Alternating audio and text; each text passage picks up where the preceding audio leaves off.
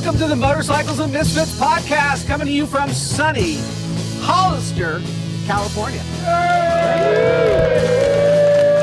What an amazing few days this has been here. We're so excited to bring the podcast to you from our 4th annual Breaking Away Misfits Rally.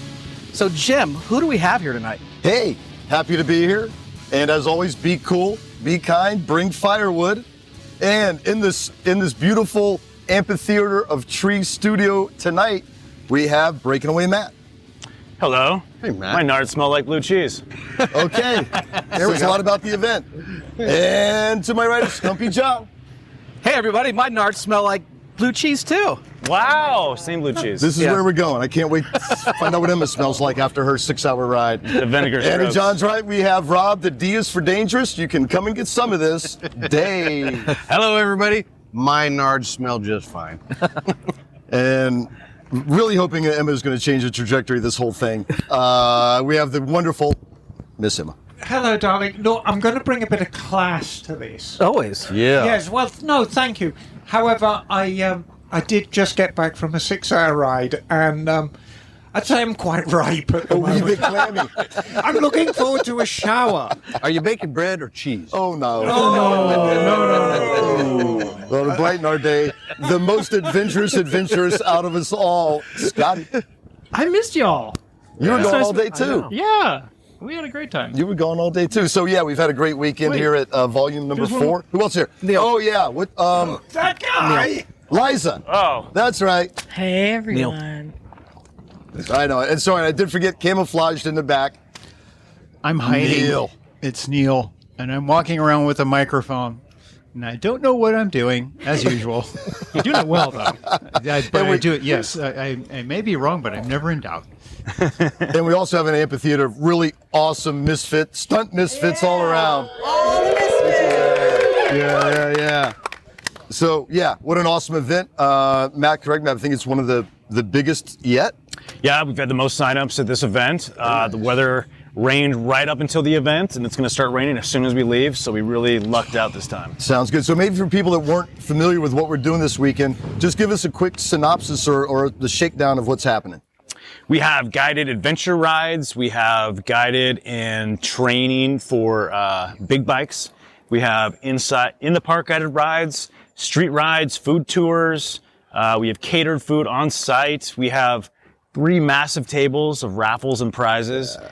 We have a bunch of motorcycle part awards that may or may not stay put together when you pick them up and put them down. We've got hot showers. We have hot showers. We have bathrooms with giant lizards in them.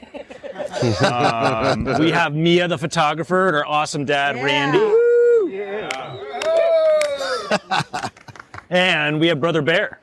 Brother Bear cooking. Brother Bear Barbecue. And Dima on the spot, don't forget. Oh, and Dima is always on the spot. Our stage kitten, we like to call Dima. Yeah, so it's been a weekend of just great camaraderie, great riding of all types, bikes of all types. But another kind of highlight this weekend is, Matt, you like to bring in some special talent.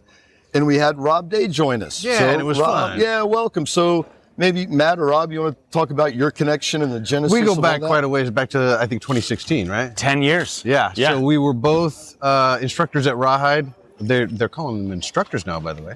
I was not an instructor there. I did not last long enough to become an instructor there. Okay. I got pitted against the chef, and that was it for me. That's right. But yeah, it's been 10 years since I've seen you. But Yep. then we used Bill Edgar from your company last year. Last year, Bill was here and did a he great job. Did a great job, and you've done a great job this time. And it's great bringing new people in. Bill was a great addition to the team. He's what we like to call the unicorn because he is an ex-cop with no ego, and he's a great rider and a great instructor. That is a unicorn. That is a unicorn, right?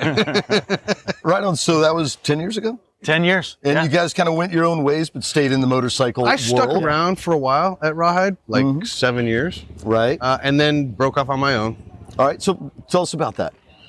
So in January of 22, I just decided that I didn't want to work for anybody else anymore and decided to strike out on my own. There was a period of time where Rawhide was struggling with a lot of stuff, but I'm happy to say that Rawhide is under new leadership now, Eric Sachs. He came on in around 2016 as well. and he's now the new owner, and he's making a really good go of it. He's made a lot of changes already. So I'm back to now freely recommending Rawhide Adventures to anybody that's interested. Right. I don't see him as competition. Right. Yeah. So then you dabbed your foot into, well, let's talk about your company, ADV Moto Pros. So I started with a team of 4. We're up to 5 now. And we've got guys scattered around the country. We've got Trev Richter in Colorado. We have Also former Rawhide. former Rawhide, true. And Also, Josh he's Jones, been on the also show. former Rawhide. Yep. And Josh was in Idaho and is now in Alaska. So he's a little bit out of the loop right now, but that's okay. I talk to him all the time. We have Brian Bartel, who we all call Barty. Best mechanic I have ever known, and also the best rider I've ever known. And he is local to SoCal. Best mechanic And me. until this weekend. And, well, we'll see. We'll Ooh, we see. should Emma versus Barty Yeah. competition. No. We And know. let's see, who else is on the team? Bill, Josh, Trev, Barty. Oh, me. That rounds out the 5. Yeah, so what do you do? So we teach people what we call expeditionary skills. So we're mainly focused on big bikes. And the idea is a lot of people, they get into this whole thing after watching something like Long Way Around or whatever, and they want to travel on the bike and they want to do a lot, BDRs, whatever. And so instead of, we're not trying to create badasses or showing you how to send it or take Instagram pictures. We're focused on, let's make sure we get where we're going with minimal, if any, damage to the bike or the rider. Okay, That's so our goal. So I think, Scotty, expeditionary is kind of appealing to me. Oh, I love the word. It's my Right. favorite. It's my favorite Right. thing. Yeah. It has extra syllables. That's good. Yeah. So what does that mean? That means Like, the a little more idea is specifically, to instead of taking unnecessary risks, which often leads to injury or broken bikes, we're like, oh, well, here's how you maximize your traction instead of breaking it when, for no reason, right? Maximize your traction, maximize your balance, and really specifically, make sure that you can relax and last, days on end standing on the pegs. Yeah, that was Right. going to be where my question was: is do you find that there's different skill sets that you teach to somebody who's like, yeah, I want to do this all day, every day for a week? Then you might be Yes. teaching somebody who's like, yeah, I'm going to go shred the park for the afternoon and Right. go home. It is a different skill set. Yeah, what makes it different? And you'll see this a lot, especially now with, in the digital age. This can end badly sometimes. People will stop during a trip and go, hey, let's do some shots for the gram. And then somebody gets hurt, right? Because they're trying to do something that's maybe above their head. They want to get pretty pictures. They want to do power slides or ride wheelies. We don't teach those things at all. We do teach skid steering, throttle steering, wheel lofting, but those are different, okay? Wheel lofting is I just need to get over whatever that is, right? Not, I'm going to ride a wheelie and then crash and have to have a helicopter come, right? And this has happened to several people that I know where they'll be on day 2 or 3 of a long trip out in the middle of nowhere and decide, oh, look at how pretty it is here. We'll get these great power slide shots, and then somebody's getting a helicopter ride home. So we're not teaching those things. We're teaching you how to make sure you get where you're going, and without having to have a 911 call or whatever. So you teach riding skills, obviously. We'll Yeah. talk about that more. I just think, do you other things like navigation or how to recover a bike or Sometimes, if we have languages. enough time. languages? Yeah, right. So in a full And 2-day mechanical class, skills, yeah, we yeah. do. We show people for example, why do I carry things like steel stick? Well, here's why, right? I think we had a Sometimes steel Found it stick, out today. right? Yeah. It's sometimes the only option. Yep. Okay. It works great. And I've also started doing videos for the Moto Trek channel where I showed here's my typical loadout on a bike, which is ridiculously too much stuff. Now, that's Moto Trek on YouTube, so people understand what that is. on the YouTube channel. Which Yep. everybody Moto should go Trek? check out. And I try and explain to them the reason that I'm carrying so much stuff is because I'm leading rides sometime, leading tours, and I need to make sure that I have all the stuff. I can't just rely on, I hope somebody else has this thing, right? Normally on a trip like this, you would spread this load out among all the riders, right? But if I'm going to be responsible for people, I need to make sure I have all the stuff. So I had this whole video where I'm just pulling stuff out of my bags and, oh yeah, I remember that. It's been ever since I've owned the bike before that and this bike. And it was actually kind of funny when we were filming the last one, I started digging through my tank bag. I haven't really dug through all the pockets in the tank bag in quite some time. And unzip this one pouch and I pull it out. I'm like, oh, look, COVID masks. I just stick those back in there. I don't need to zip it up, but there are reasons behind a lot of the stuff that I carry. And some of it is just because I've needed it before. So I carry it now. Yeah, so speaking of like expeditionary skill sets, that sounds like maybe you wouldn't recommend somebody bring all of the things that you're bringing? No, I would recommend that they spread that stuff that sounds out. like a lot of work. Yeah, it is a lot of stuff. I always have around 80 pounds of stuff on my bike all the time. So, so if I sign up That's for an extra motorcycle. But let's back up a little bit. You made a statement earlier on about people who go out and they'll buy a $30,000 GS. Uh-huh. And then we were talking about go this ahead. earlier. Yeah. So, and it's kind of a shame because what happens sometimes is people will buy one of these bikes, especially the big BMWs or the Harleys or the KTMs, and they have this dream that they want to travel the world. And then the first time they hit gravel road, they get terrified, they change their mind, they sell the bike. And it's a shame that they lost their dream, right? And it's simply because they just didn't take any training. So then we also have the same type of people that will do this. They'll spend all that money, 30 grand on a bike, 5 grand on my gear that I'm wearing, and another 5 grand on the farkles on the bike. And then you say, oh, you should have some training. Well, how much is it? Well, for a full 2-day class, it's about $800. And they're like, oh my God, $800, that's a lot of money. I'm like, no, it's the best money you can ever spend on motorcycling, street or dirt. Training is the best money you will ever spend riding. I promise, I guarantee you this. And some people are just kind of resistant to it, which is a shame. And then something happens, and then it's at that point that they realize, yeah, maybe I should have got some training. Because you could break $800 worth of stuff real quick. Very fast. And a lot more. So what's a typical training like? How many days? What do you cover? If you want the full 2-day training, it's two solid days. Full Monty? Yep, it's 2 days. Of course, we always buy lunch both days. We don't provide things like chefs and lodging, and we don't rent bikes, right? And that's why we can charge a price that's that low, right? How much is it? It's about $800 for 2 days, or $400 for 1 day, or a private lesson is $575 for a day. But it's actually a really good value because if it's one-on-one, I can get through 2 days worth of training in one pretty long day for $575. Right. So you save some money actually with a private lesson. Yeah, right on. And you get all the training. And if in a condensed version, what is the 1 or 2 days kind of? Where do you start? What's the progression? It varies, and so it always.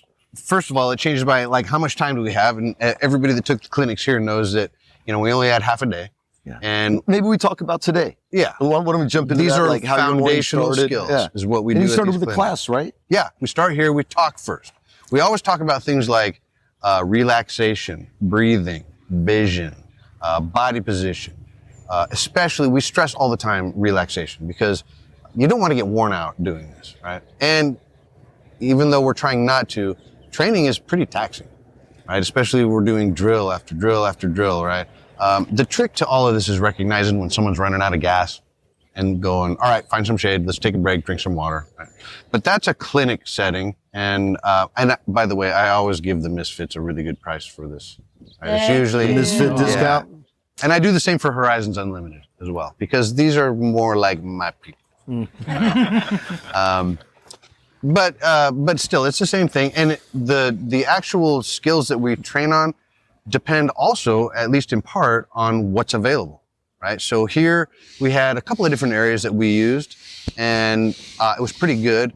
When we do these, like in Mariposa, they have a couple of other things that aren't available here, so we'll use those and train a couple of different skills. But the idea is we try and cram as much into this 3 to 4 hours as we can, right? To give everybody the biggest benefit for what we're trying to do. But we always include the foundational skills, which are things like today, we had 2 times, or once today, once yesterday, how to pick up a bike. But I just waited until someone dropped their bike. And I'm like, all right, everybody come over here and let's go. Because you know what's going to happen. Yeah, right? Yeah. Yeah. Thank you so much. Yeah, Matt. Right? All right, Matt. But like we always do static drills first, showing body position and counterbalance turns and all that. We talk about relaxation and vision. Vision's very important. It's like I kind of harp on it about looking up. But then we do always, we do braking drills, right? And some people say I should wait until later to do them. I disagree, because the braking drills, I think, build confidence the fastest. right? And sometimes, especially when I'm telling people, go ahead and skid that front wheel. So now I'm curious. They're Talk- terrified. Yeah, what's an Let's- example of a braking drill? So skidding the front wheel. Yep. Definitely Or scary if for you a lot can't of turn folks. off your front wheel ABS, then I'm like, okay, then honk on that brake and activate your ABS all the way to a stop. Yeah. Right? So this is generally, for a first timer, terrifying. Right. But after the drill, it's like, oh, okay, now I know I can really put a lot of force on that lever before something bad actually happens. And the reason that I do that is because a lot of people are in this mindset that when I ride off-road, I should never touch that front brake. And that is absolutely wrong. It's still your primary brake. You need that thing, right? So I just want to get them to do it a bunch of times and get comfortable with it so that they're not afraid of it anymore. Sometimes an accident will happen simply because somebody didn't use the front brake. And they tried to stop quickly on the rear brake, and you really can't. Yeah. And they just slide into somebody else or whatever. So we want to eliminate that. Yeah. Right? So we do like 3 or 4 different braking drills. We build up from the easy one, the trail stop, and then a skid, a rear wheel skid. Then we call it now, I've had to sort of change the name. We call it front wheel threshold braking because some bikes you can turn the ABS off. I'm going to ask you to skid. Some bikes you can't. I'm going to ask you to activate your ABS. And then the last one, of course, is the emergency stop. We're using both brakes. We're coming in at about 10, 15 miles an hour and really stopping quickly, like less than a bike lane. Now everybody has the confidence to stop their bike, and then we can move on to the other stuff, the slow speed turning and counterbalancing and all that kind of stuff. And that's the basic foundational skills for a clinic like this. And then if there's time, we'll move to other stuff. You mentioned that the sort of training might vary slightly based on what's available to Yes. you in different locations. Where do you mostly do your training? Do you have like a home base? I am based out of Los Angeles, and all of the training that happens down there happens in the area around Santa Clarita and Green Valley, because we have really good trails there. And especially, there's this one monster hill that I love to use for training, because when you look at it, you're like, no way, I'm not going up and down that, because it's huge. And it's loose too.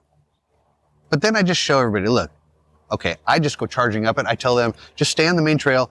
It'll wind its way around and come up here anyway. I'll meet you up there, right? Then at the top, I show them how to go down it, nice and slowly and in control. But it's hard to find a hill like that to train on, right? So the big hills that we have here at Hollister Hills, they're a little too much. We really can't use those for training. And I did find one that was kind of suitable, but we just never got that far through the clinics. You know, it was already lunchtime or whatever, but I think I crashed on all those hills yesterday. yeah, right. So I think several people did, right? But there's a whole bunch of skills that we can't cover in that amount of time that I wish we could. Is there something that is afforded to you here at Hollister Hills that you would find difficult to attain somewhere else? Yeah, there's a sand pit here. A sand pit is one of the hardest things ever to find at a training location, unless you go to somewhere that's just a lot of sandy riding. But that's a really long day, and it's like, okay, well, we found some sand, but it's everywhere. Everywhere we're riding is in sand. That's how Hungry Valley is. Yeah. Right, sand everywhere. I have trained there, but I usually do it like on a weekday when there's nobody around, and I use the RV parking areas first, then I get into the sand. We go right into one of the riverbeds, but we only go a little ways in and a little ways out, right? Because not everybody wants to work their butt off all day, you know, trying to learn how to ride in sand. So you really need a beach volleyball court. Yeah, right. It's one of the things about sand, since we're on the subject, is I could probably sit here and talk for about a half an hour just about all the techniques that you need to ride in sand, especially on a big bike. Sometimes that's a little bit of information overload. And sometimes it's just easier to give a few points. Let's go right in the sand. And then when something goes wrong, I go, okay, here's what happened. Right? Now let's try it again and let's overcome that or whatever, right? There's a lot of little tricky points, especially on a big bike. On a small bike, sand is really not that hard. It's actually fun. But when you're muscling around 640 pounds of adventure bike, you know, at least at first, sand is work. It's always work. It's work on a little better at the work. Yeah. It can be tough. Well, so tell us, how did today, because today's kind of a hybrid of all the things, right? You had to customize it. Today and yesterday. Yeah, so how many did people here take the class? Anybody here take it? I think about 8 people. Oh, yeah, we got a whole Yeah. bunch of people. Yeah, so what kind of bikes did we have? All kinds. 1250 GS, 700 GS, 850 GS, All the flavors. T7. 10 700. T7. 900 Tiger, It's a legit collection. There was a 250 also. Where is she? She's Sophia? No, she was on V-Strom.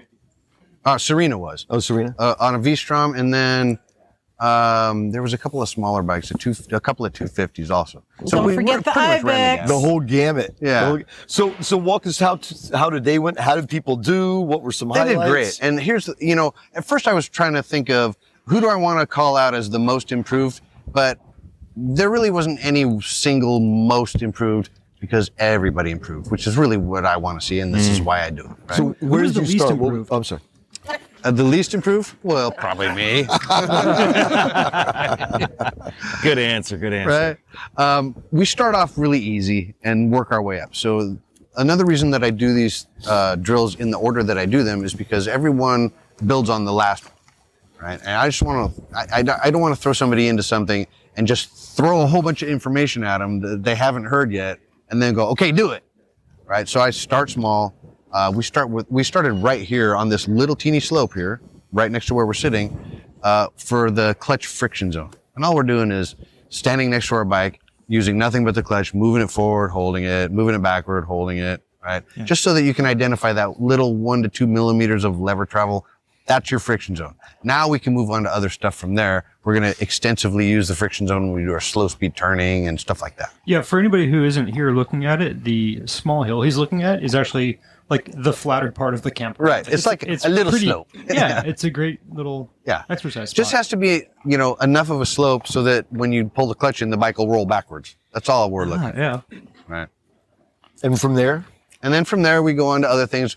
I talked several times about body position as we're doing this before we ever get to any of the turning drills, because I just kind of want to cement this stuff in everybody's head so that when we do it, it doesn't take hours to get right. Sometimes during like a 2-day class, we get to that point and I know it's going to take a while, right? And it takes some people quite some time to develop the natural inclination to do a counterbalance turn rather than forcing, because it's awkward at first, right? You're like, wait a minute. When I did my street training, they told me to lean inside of the turn. I'm like, yeah, that's right. We do things a little different off-road, and the reasons why. We want to maximize traction, right? So the more times I say it before we actually do it, I think then it shortens that drill down, right? As soon as everybody has it, I don't see any reason to keep wearing them out and making them do it over and over and over. I do change it up a little bit. As soon as everybody has started to make some turns correctly, then I'll make it a little more difficult and widen the cones out so that now the turns are more like a full 180-degree turn. And then if there's enough time, we'll do figure eights. Figure eights are very tiring. Again, I don't want to wear people out unnecessarily, but if there's time, sure, why not? Let's jump in and do some figure eights. Mm-hmm. So when do we get on the trails? When does that happen? So today's a good example. We got done with all of the foundational stuff. We got back here. I wanted to be sure there was nobody that wanted to do some afternoon training. It didn't appear that there was. And well, have you seen the Mexican seafood buffet we feasted on? Right. So then it was like, okay, let's go ride some trails. And we did the Harmony Loop. And we probably should have, instead of sitting here and having lunch, we probably should have just grabbed those sandwiches and taken them with us. Because I'm carrying a bunch. I had like 4 bottles of water and 4 Gatorades in my bag. And we should have just grabbed those sandwiches and gone up to the top of the Harmony Trail and had our lunch there. So hindsight is 20/20, of course. Next year, that's what we'll do. Well, that's a great point. So Hollister is a dirt bike park, but how would you say big adventure bikes do on these trails? On the 2 trails that I've been on, they were great, right? So they were wider trails. They're not single track, right? And the only reason I got onto that second one was because I made a wrong turn, right? So yesterday I wanted to see the Harmony Trail. So I went blasting up it, came back down, and then I turned too soon, and suddenly I'm climbing up the mountain, and it's a one-way trail. And I am not going to be that guy that turns around and goes the wrong way on a one-way trail. So I'm like, all right, I'll go until I can't go anymore, and I just kept going and going, and finally there's like this intersection of 4 or 5 trails, and I see, oh, that's the return way down. Like, okay, so I get back on that one, and I'm way up on a ridge up there, and I realize now I'm looking down over this entire area here. It's like, beautiful, that's huh? where I want to go, right there. Yeah. Always downhill. Yeah, and it was a great trail, and I would take people up there 100%, no problem. So with the riders you had with you today, what were some like aha moments where you saw like people have these personal breakthroughs that were? So it's usually in the turning drills, the slow speed stuff, right? Because that's a struggle at first when you're trying to force your body to do something that it doesn't want to do. Okay. And the tendency is you're trying to stay directly over the motorcycle as you make these turns. Well, the motorcycle needs to lean further than that. And because we're going so slow, if you're staying right over the bike, turning slowly, you're just going to fall over. Right? And a couple people did. It's not a big deal.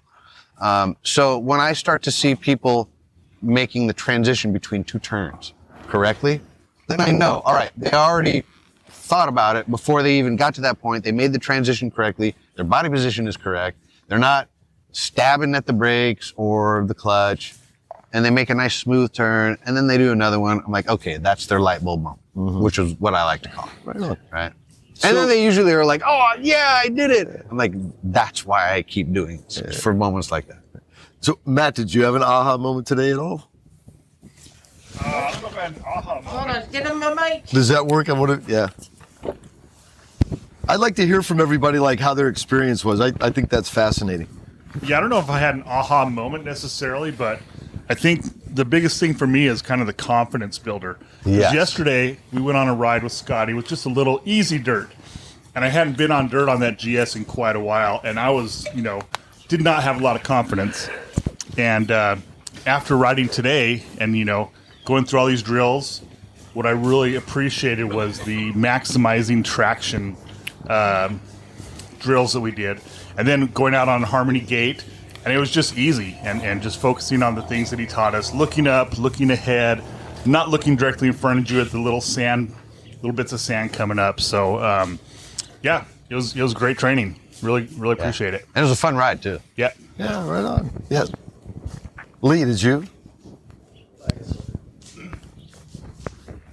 Yeah, I mean, I spent. It's Lee of the Ditch, by the way. Lee of the Ditch. Yeah. Right. I had to do something to get myself famous, and I think that was it. You wrote it out of the ditch, though, which is really good. Yeah, the son of the ditch. Yeah, I mean, I was struggling between being really confused because we get all this great information, and I'm thinking about it, and I'm trying to do it at the same time, but that's what the drills are all about. You do it, and then it synthesizes together. There's a lot of conflicting information too. It's like the other day I heard you initiate a turn by pushing on the inside, and today we had to push on the outside peg. So I was like, well, what's going on? So it's like a transition. So I learned enough not to be great at it, but enough to where I think I can go practice this stuff on my own. Yeah, you don't feel like you're going to die. No, well, I never feel like even when I go thrown into a ditch, I don't think I'm going to die. Yeah. Well, I've deployed my airbag 3 times in accidents, so I'm an old hat at that. You did have your airbag all deployed yesterday. Yeah. Ahoy, matey. Yes. But it was great training. I hope to do some more. I'm going to go to this 49er rally too in a month or so, and maybe hook up with him again. And Excellent. I look forward to hear about our other BMW rider. But Lee brings up a very, very, very valid point that a lot of the fundamentals about dirt riding are completely opposite than the fundamentals of street riding. So my question for the street riders who went on our ride today, did all of you practice trail braking? Did all of you practice counter steering? Did all of you practice lane positioning in and out of corners? Yes. I'm seeing a lot of nodding heads. None of that matters when you're riding in the dirt. How about that? But the few times I've done dirt training, it has given me more confidence because when you're on the street and you lose traction, rather than have that trouser filling moment, you're like, okay, I know what to do here. Yep, exactly. And street riders, one thing that I tell them is, look, let's say you're getting into a corner and all of a sudden you see like a patch of sand across your lane. Like all day yesterday, right? Going out to New Idria, right? Stand up. Just stand up and get in the position that I've taught you. And even if your wheels do slide a little, they're going to hook up again as soon as you're on the other side of it, and you'll be fine. Some people, though, that haven't had any training, they'll see that sand in the corner and just hope for the best and sometimes wipe out. Hope. I like that one. Yeah. Well, I want to go back to how your day was. It was great. I started out great in the braking where I learned that Enduro Pro Mode does turn off ABS. I locked up the front brakes and laid her down. Okay, because I wanted to call BS on his front brake stuff. Like, yeah, just lock up the front brake. I'm like, I've locked up the front brake. Yeah. It turns on the back. That's my work to now is learn how to use a front brake. Because it's pretty much all the braking, a lot of the braking I'm doing now. But I'm sorry I interrupted. No, it's great. It was great because, first of all, we got to learn to pick it back up, which was awesome. Right. And we laid it back down again and then picked it back up for a couple more people because why not? But after that, I started playing with the brake and, let off, actually skidding the front tire and understanding, okay, I can do this. And actually starting to even pump the brake where, understanding it can slow. You just have to be aware it's going to lock up. Right. So that was and that also brings up a good point. You need to know your bike. So we had a huge variety of bikes. Some of them, you can turn the ABS off to the front wheel. Some of them you can't, right? And so I wasn't sure about your bike. We found out kind of the hard way, unfortunately. Sorry about that. For you. Yeah. But like on some of the bigger BMWs, the 1200 series, 1250s, my Pan America, I think the same thing applies to the 1290s and 1390s. As of about 2021, you can't turn off the front wheel ABS anymore. So now, we used to call that drill a front wheel skid. But now we're at a point where some bikes you really just can't. And so we call it threshold braking. So if you can turn your ABS off, great. We're going to have you initiate a small skid. If you can't, then you're going to really heave on that brake and activate the ABS and come to a stop. So that's a couple of little differences by bike. Who else has like a good story from today? I'm curious. Well, Paul. I don't know if I have a good story, but Put it right up into your mouth. Right up in there. Right up in there, Paul. Right up in there. there we Paul. go. How about this? Yeah, there you go. Swallow I it. think what I learned is I'm really good at making left turns, tight left turns. But the right one, for some reason, it's harder. I don't know if it's because the throttle is closer to you or the clutch is further from you, but there is a difference. Slow right-hand turn was hard, so it was really good to practice. And everybody does have a favorite side. It doesn't seem to have any real rhyme or reason. I used to think, well, maybe if they're left-handed or right-handed, it makes a difference, but it doesn't, right? Like I'm right-handed, but I like the lefts. We all like the left. Yeah, I think it's maybe because it's easier to operate the rear brake or who knows. Well, who did the TT track, right? We all hate that right-hand turn. Yeah. But I learned, this is a skill you can do in your backyard practically or at the end of the court. Yep. You can eventually get to the full lock turn, I think, if you really work at it. Absolutely. But it's also helpful when you're out on a street ride and it's like, shit, I got to make a U-turn on this narrow street. Okay, I'm confident. I can just hang my butt out to the right, make a left turn, and make a U-turn instead of having to stop and walk the bike around. Right.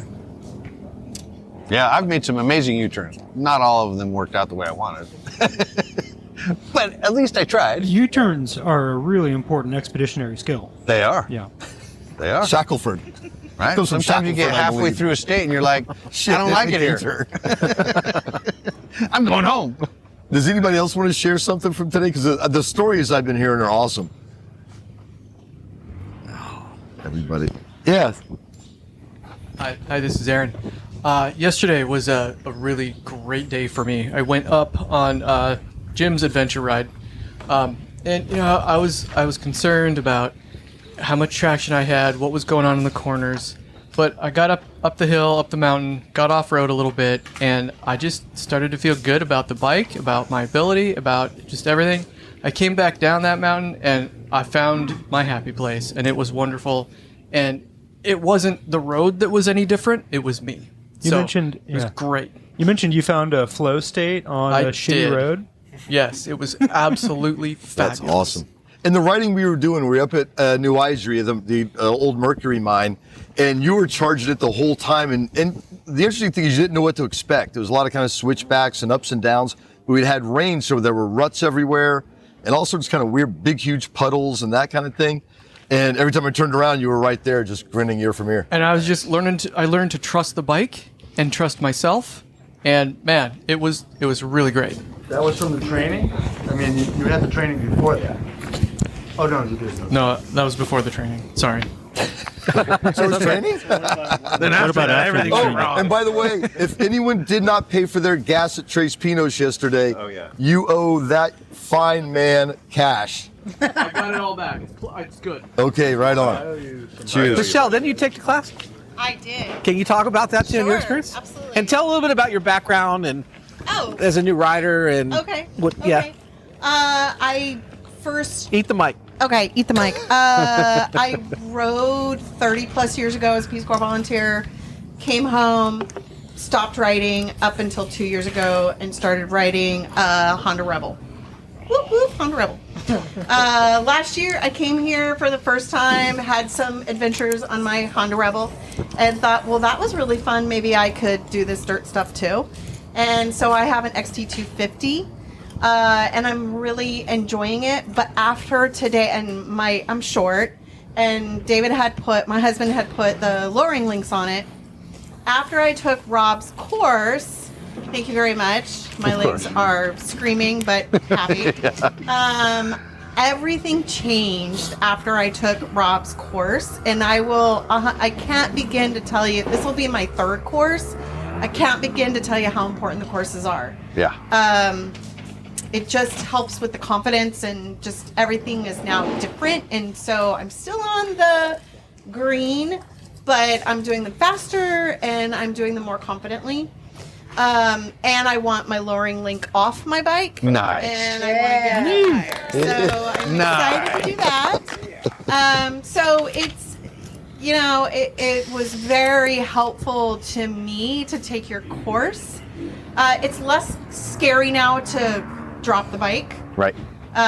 It's feels like, okay, if I drop it, I just step away from it or I roll away from it. It's, it's all good.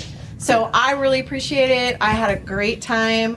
And I'm excited tomorrow to push myself and go from a green course to a little bit of a blue course. And All right. We'll see what happens. Nice. It's the last day, so if I get broken tomorrow, at least it's okay. So here's the revelation, and this applies to Rob, this applies to Micah, this applies to a lot of people.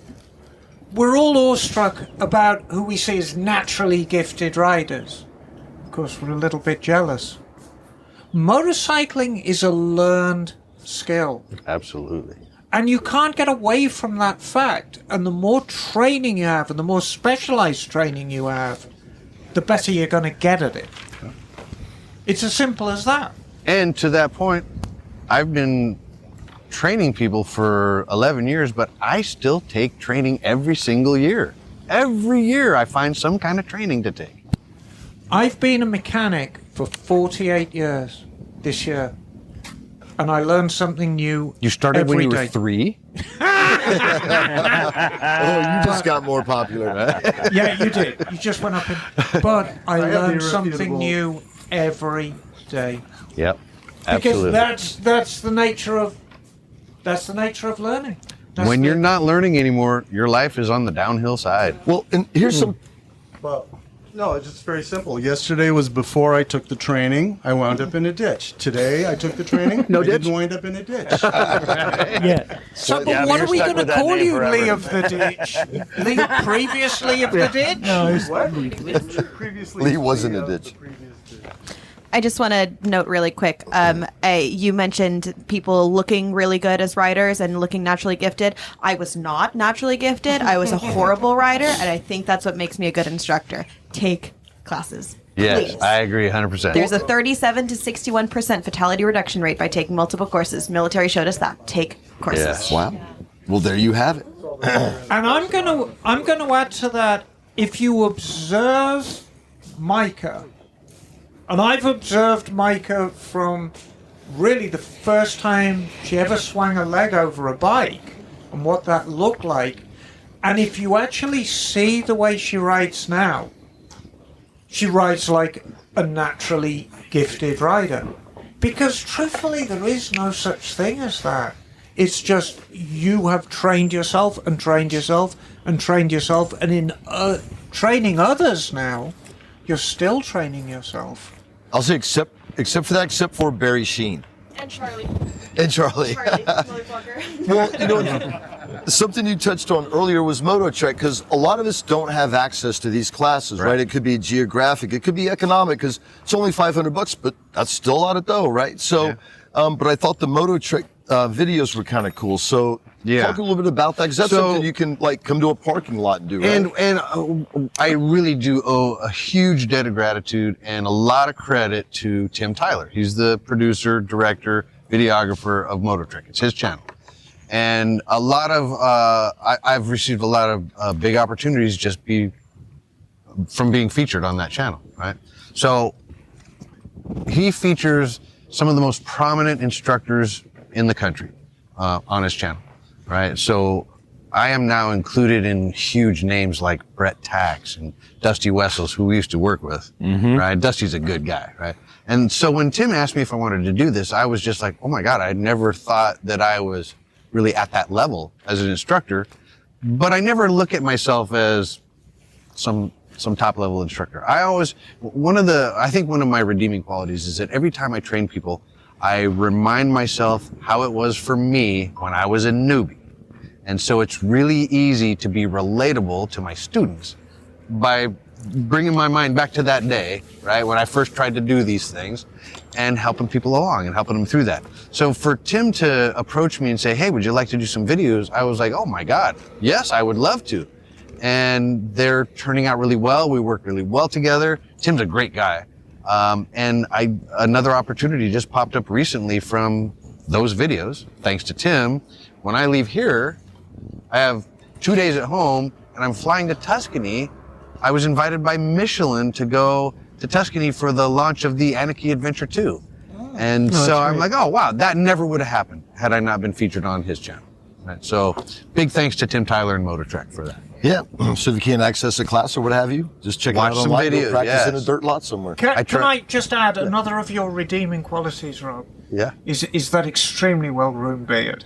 I was just noticing like the straight lines. Chiseled.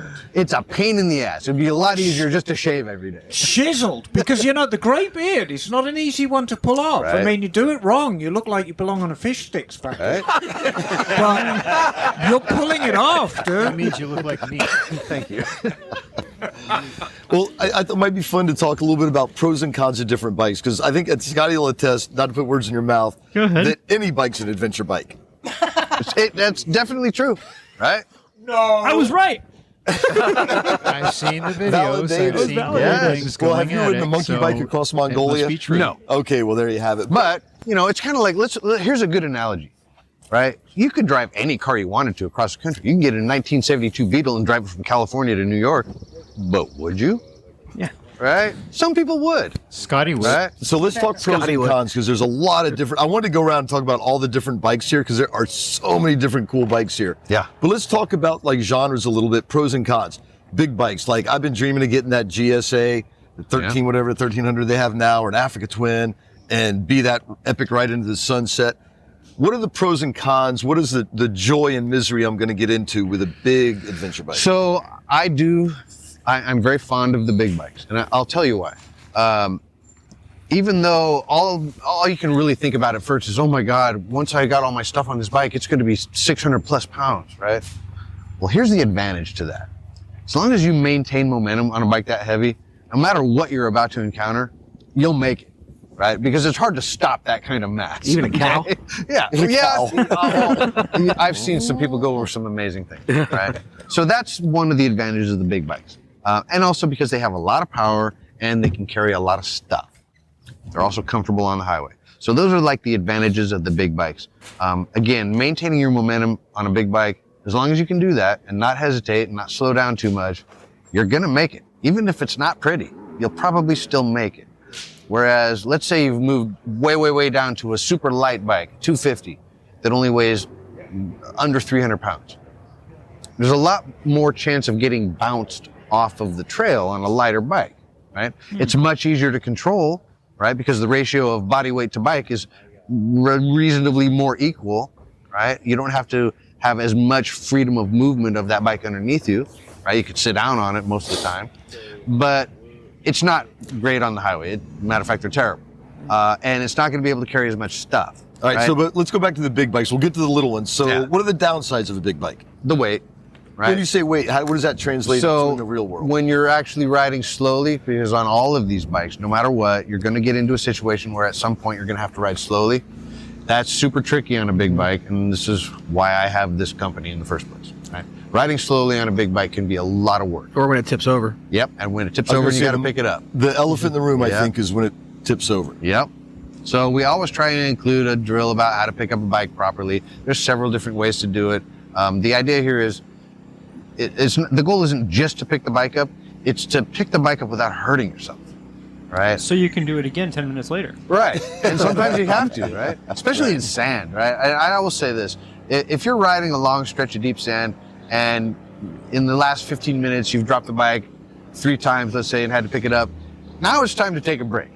Go find some shade, let the bike lay there for a while, because these big bikes are really hard to pick up in sand. Yeah, let it right? lay Your there feet and just think go about right what's out done. from under you.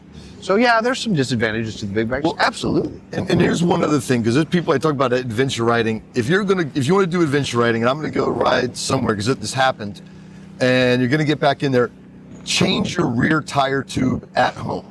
Because if you want to really have a fun day, is try a big adventure bike rear tube. It's a thing. Right. But anyway, yeah, tire changes or something else. So mid-size bikes. So Tenere 700.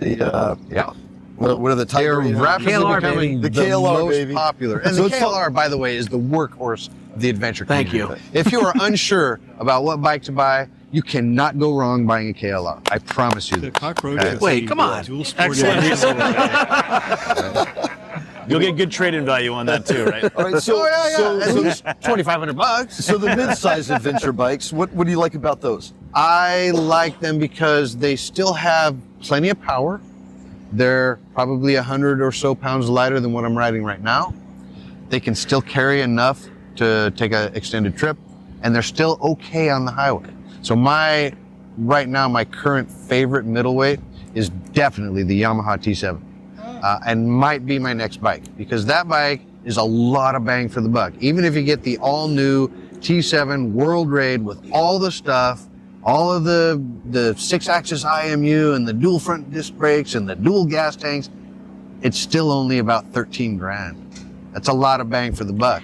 If you want to get the standard version, it's only up to, I think, 10.9 right now. And it just rides like a big dirt bike. Yep, it does. And like going from my GS to the T7, you feel a lot more comfortable going on solo exploring Absolutely. trips. It's a very that nimble 21-inch bike. front wheel is a lot more than the 19-inch getting through some of the stuff. Yep. Any downsides? The older T7 didn't like the front brake on that bike. When it had a single rotor, it just would activate the ABS too quickly. I wanted to shed speed quickly, and it's like, oh, I am not slowing down as fast as I want to. But that's like 2020 and before, right? The new ones are way better. There's my favorite training venue in the country is Grit Moto Adventures in Park City, Utah, and they have a whole fleet of T7s. And I've trained there. I've helped them with tours there. There were times that we were on Skyline Drive, which is a dirt track up at high altitude, going 75 miles an hour on that bike. And it just felt really good, really good. So I think if I either add a bike, I don't think I'm going to get rid of my big bikes yet. But I think the next bike that I add is definitely going to be a Yamaha T7. Right. And then we've got... Transalp's a good bike. I got a chance to ride one last year. And I was actually pretty impressed with it. It had enough low-end torque to do everything that I wanted it to do. And then we got the lightweight bikes, like one of my favorite, and Emma, you will attest to the Honda 250 Rally Raid that Holly is rocking this weekend. Yeah, Holly's which bike is I super think is cool. an epic adventure bike. We think of adventure bikes as these big-ass bikes. I mean, when me and Liza did the COVID tour, I rode one all through the Black Hills of South Dakota, camped off it for 3 days. Uber capable, super easy to pick up. But so the lightweight, what are the pros I and actually cons? have a 250cc adventure bike that I bought about 5 or 6 years ago. And what is this it? was when the Chinese bikes were first starting to hit the shores of the U.S. And this is a Zongshen, one of the biggest manufacturers in China, right? Brought in by California Scooter Company. Yeah. This was the RX-3. Yeah. And it comes right out of the box with all the luggage and everything, crash bars, all on there. I got it for $2,900. Wow. Right? They're, I think, about $3,600 now. But it was the first shipment, and it was a special deal, and I got one. And I'll tell you this right now, it was a fun bike. How many miles you got on it? Oh, probably about maybe just over 10,000. There you go. Yeah. That's an easy entry. Yeah. And the bike it's pretty solid. Nothing on it is expensive. That's another thing that I really liked about this bike. Like, even if you shred the seat, a new seat is $39. Right? Like, Sales tax on another seat. Right? I think the foot pegs are like $24. Right? So there's a lot to love about the bike. I mean, it's probably not the most durable bike, and there's a lot better Chinese bikes hitting the market now. But it was a fun bike. The suspension was a little harsh. I put a new progressive shock on the back. You know, little things like that. It's a fun bike. Super easy to maintain, super cheap to operate. It will go 80 miles an hour on the highway, but not for that long. Right? It's going like 8,000 RPM at that point. And, you know, I'm trying not to be mean to my bikes. So, but it's a capable bike. I don't think I would take it, like, I wouldn't ride it on the highway to another state to then ride a BDR. But I would certainly take that bike on a BDR, right? Maybe trailer it there and then ride the BDR. So, okay. There's a lot of options out there. Liza's throwing gang signs up at me over there, but no, we're getting close to wrapping it up. I'm curious, anyone has questions about, any questions for Rob? You know, any questions or comments? Yeah. I have one question. So I ride the Honda Rebel 500, right? And then I ride the XT250. At what point, or how do I know what would be the next bike to go up to? Like, how do you know that? And what do you choose? So first thing is, the current bike that you're riding, how does it make you feel? If it makes you feel great, there's no reason to change it. Okay? But if there are times when you're like, well, I just wish I had a little more power. Okay, well, maybe now it is time to move up to the next bike, right? And so when I was a kid, we always followed a natural progression. I started off on a 100cc bike, and they got progressively bigger from there, right? But that doesn't mean you have to follow that same path that everybody else does. You might want something that's even smaller than that. Who knows? You might want to add bikes. Like, I have a problem here with buying bikes. I have 5 bikes now, and you know, I need to sell some of them so that I can afford some new ones. But you'll know. The time will come, you'll just be like, okay, well, I'm riding with my buddies, and sometimes they have to wait for me, let's say. Well, if I had maybe a little more power, maybe they wouldn't have to. Okay, maybe it is time to either get a second bike or trade up to a newer one, right? Or a better one, right? So, and it also depends on what are you going to do with the bike. So I tell students this all the time. Before you buy a bike, define what your mission is on the bike first, right? So a lot of people, when they first start riding, have really no idea what they're really going to do on a motorcycle. And so I recommend, hey, you know what, just spend like $1,500 on some old beat up dual sport. Even if you're just going to be a street rider, right? Ride it around, drop it a whole bunch of times. Don't worry about it. When you're done with it, after your first year of riding, and you're done dropping bikes, then sell it for what you paid for it, and then get the bike that you really, really want.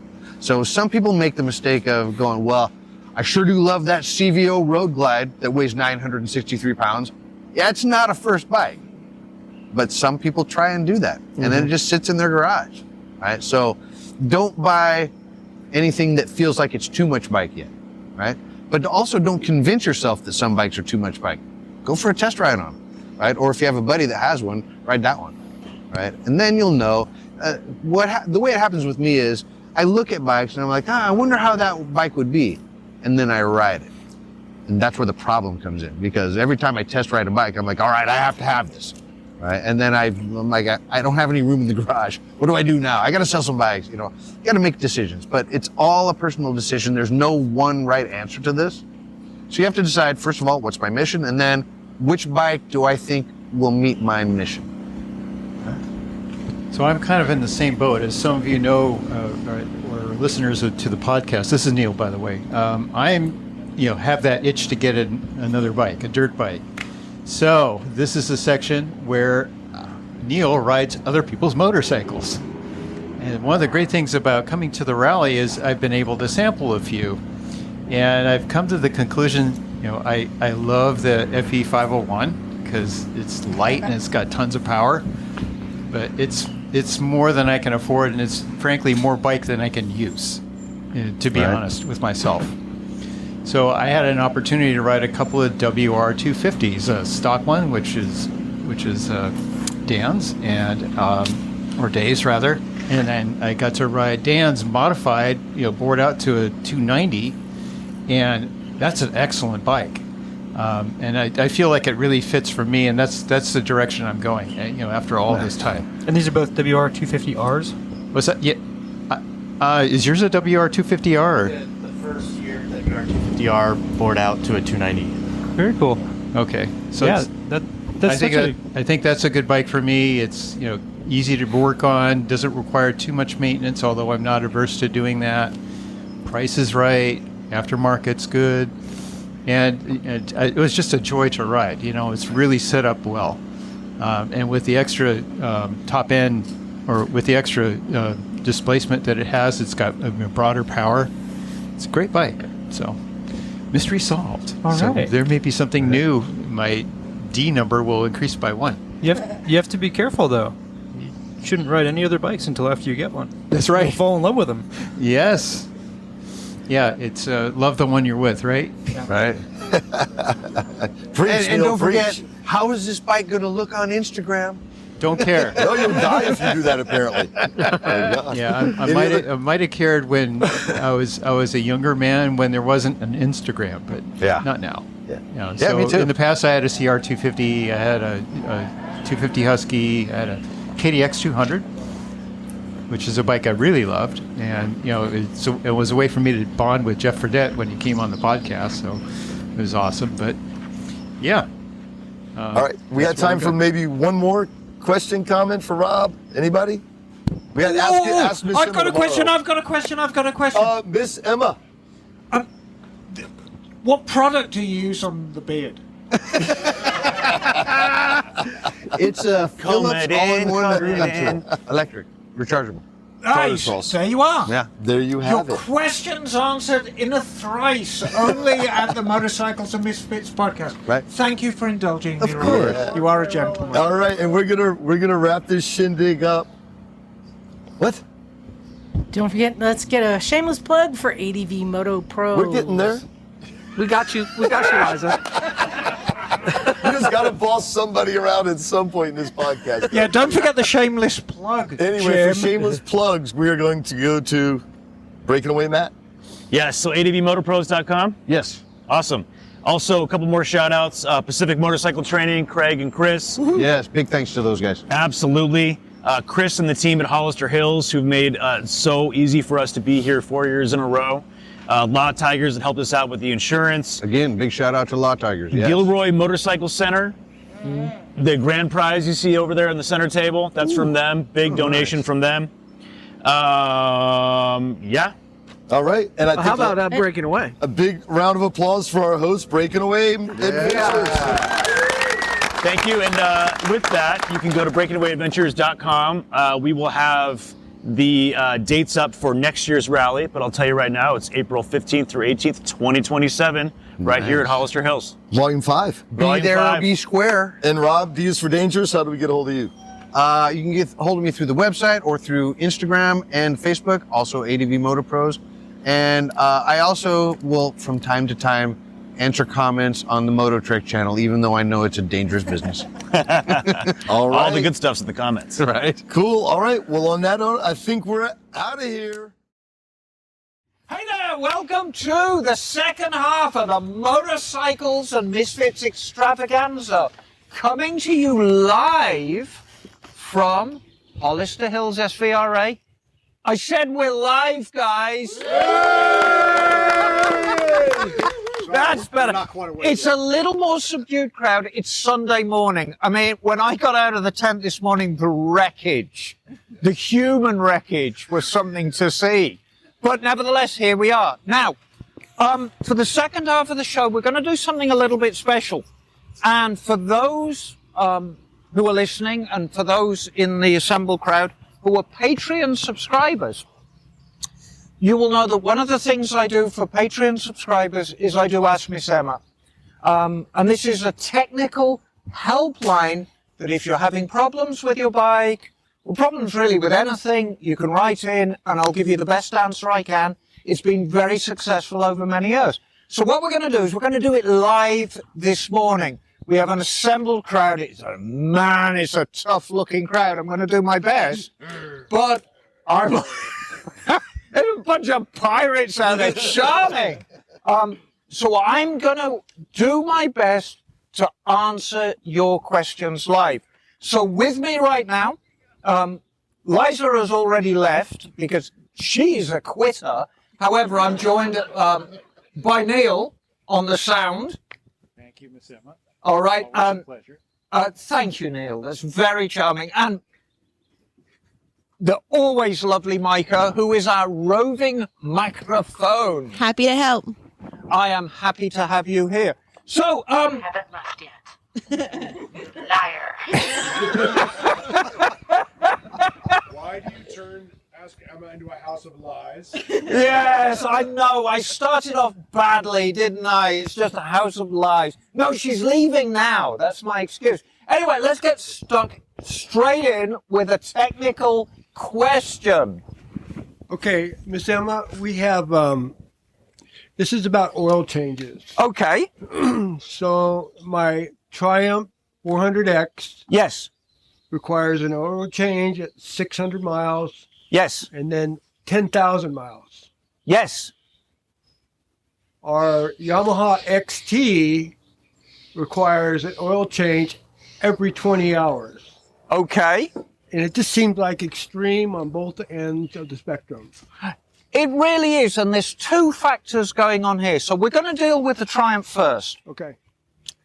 When your Triumph rolls down the production line, it's equipped with very, very thin weight oil, which helps in the break-in procedure. Now, what's the break-in procedure? It's very, very simple. All the parts within the engine are manufactured, and they're manufactured to a certain tolerance. And just like at Christmas time, when you're getting used to your relatives who all come to stay, they need a little time to get used to one another. And that's what we call the break-in procedure. It's gotten a lot better over the years. Back in the day, 30 years ago, there were very, very strict rules to break in a bike. Now it's a lot more relaxed.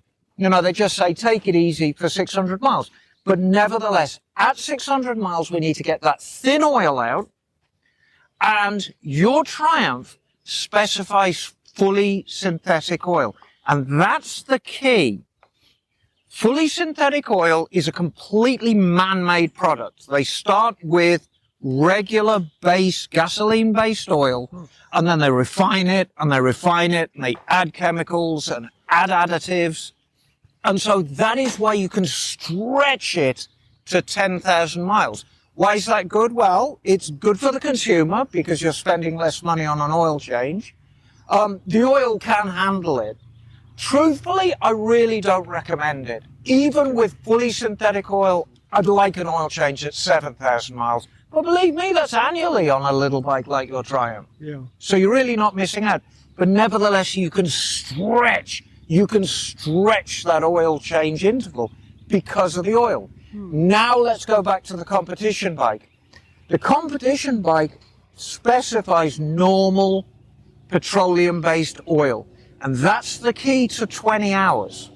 Because at 20 hours, the oil's already breaking down. It's already got particulates from the engine in it. You need to get it out there and get it changed. Does that answer your question somewhat? It does. A lot of it is based on oil. If you're using regular petroleum-based oil, really 2,500 miles is your maximum oil change interval. When you go to fully synthetic, you can really push it. 6,000, 7,000. You know, I mean, the manufacturers now are really pushing for this 10,000. Yeah. And that's for your benefit. But I really don't recommend it. I think 7,000 is a little more appropriate. 7. Okay. Can I put synthetic in my Yamaha? Yes, you can. And if you put fully synthetic in your Yamaha, you will stretch those oil change intervals. My advice to you, go to fully synthetic on your Yamaha. Make sure it's completely broken in before you do it. Okay. Because synthetic oil tends to be so good. If you were to put it in a brand new engine, your engine would never break in. It'd lubricate the parts so well, they'd keep manufacturer's tolerances through the life of the engine. So you need to break them in. So you need that thin oil first. But as soon as you've done like a couple of thousand miles and you've broken everything in completely, go to synthetic and enjoy 7,000 mile oil changes. Thank you, Miss Emma. You're very welcome, dear. Do it! Oh, a question from the peanut gallery. Hello, Miss Emma. So my new-ish bike, my Tracer 9, is the first bike I've ever owned that has ABS. Yes. I was bleeding my brakes for the first time, and I realized that there's a lot of tubing, a lot of stuff that goes to the ABS pump. That's all full of brake fluid. Yes. A typical bleed doesn't move any of that fluid. And so how would a home mechanic, without having like the Yamaha dealer tool or whatever tool to activate the ABS pump, short of running through some gravel and jamming on the brakes, how do you get that fluid out of that ABS pump and refresh it? We put some dye in it, right? Yeah, absolutely. So that's an enormously good question. So let's talk about how ABS actually works. And we'll start with a non-ABS powered bike. When you grab the front brake on a hydraulic brake powered bike, you push a piston. It pushes brake fluid down through a hose or a steel line to a caliper. Calipers work in different ways, but basically you have a larger diameter piston which pushes friction base pads onto a rotor. That's how you stop. Brake fluid in itself is very special stuff. It's liquid that's just completely non-compressible. If you were in an emergency and you put engine oil in a brake fluid system, it would get you off the trail. But your brake would feel lousy, it'd feel really squishy, but it's better than no brake. Brake fluid, there's no compression in it at all. So that's why we like it. Now, an ABS system originally was developed for aircraft, and it came around in the Second World War. And what was happening, you know, it was wartime, there were large aircraft taking off and landing in all weather conditions. And of course, you've got a big B-17 four-engine bomber. It's coming down on a wet runway. Maybe it's got a couple of engines out. It has brakes, but you apply the brakes, it skids off the end of the runway. Your crew are hurt. Multi-million-dollar aircraft is damaged. We need to improve this. So what ABS braking does is it applies what's called cadence braking. And cadence braking is applying the brakes until the tiniest bit before the wheel starts to skid, and then releasing the brakes and continuing that. The very early systems, you could feel them that go thump, thump, thump, thump, thump. It was very slow. Over the years, it's got a lot quicker, and you'll just hear a buzzing. Brrr. How do they do that? There's a rotor on the wheel, and all ABS bikes, you can have a look within the brake rotor, and you'll see a ring with lots of little slots in it. And then there's a magnetic sensor, and it reads the speed of the wheel. There's one on the back wheel as well, and it's reading the speed of that wheel. It goes into a computer. It works out that the wheels are turning at about the same RPM. When that changes, the ABS kicks in, and it cuts pressure and powers up a little motor. And the motor pulses the brake fluid. Pop, pop, pop, pop, pop. And then when the RPM is equalized again, it releases. That's how ABS works on a bike. Now, when you bleed the brakes on an ABS-equipped bike, all those hoses that you're seeing, you are actually running fluid through them. But you're running it through a bypass on the ABS block itself. This is a big box that's about the size of a packet of cigarettes, and it's usually got a motor stuck on the side of it. Could be anywhere on your bike. It could be under the tank, could be close to the battery, generally somewhere where there's very little heat. Those are the two favorite spots. When you bleed the brake system, the only thing you're missing is the actual pump itself. It's quite important. The only way you can really bleed an ABS system thoroughly is to power up that motor. Now at my shop, I've got a little jig that I pull the plug to the motor, plug in the little jig with a battery, and I can actually power up the motor. But you need to be cocksure because there's a lot of wires going to it. There's the wires for the motor. There's the wires that go back into the computer that tell it when to kick in and when to kick out. There's wires that might go to the actual electronic control unit of the engine that cuts power. Because if you're braking, it's doing a lot of things. It's not only is it powering up the ABS motor, but it's cutting power to the engine, to the ECU. Because you don't want the engine going, go, go, go, and the brakes going, no, no, no, we want to stop, stop, stop. They're fighting against each other. So most ABS bikes have an override that goes to the ECU that cuts power when the ABS is actually applied. So you need to be cocksure about your wiring. Generally, for a home mechanic, my recommendation is you do need to bleed your brakes regularly because brake fluid is hygroscopic. What does that mean? It means that all the moisture in the air, all the particulates in the air are attracted to the brake fluid and just get in just by existing. So we need to change that. Don't power up your ABS pump at home. If you connect it wrong, you could fry the ECU, you can fry the ABS pump. Just bleed it regularly. You're going to get brake fluid out of 95% of the system. Just that little area around the pump. That's good enough.